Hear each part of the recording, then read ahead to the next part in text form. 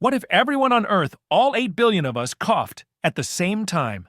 A single cough generates about 0.007 pounds per square inch, or psi, of air pressure.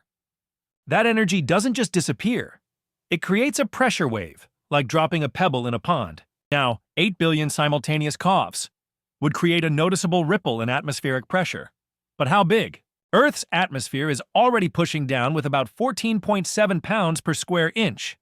The coughs would add about 0.000056 pounds per square inch. Basically, a tiny blip. The Earth wouldn't even notice. Like and follow for more mind-bending science.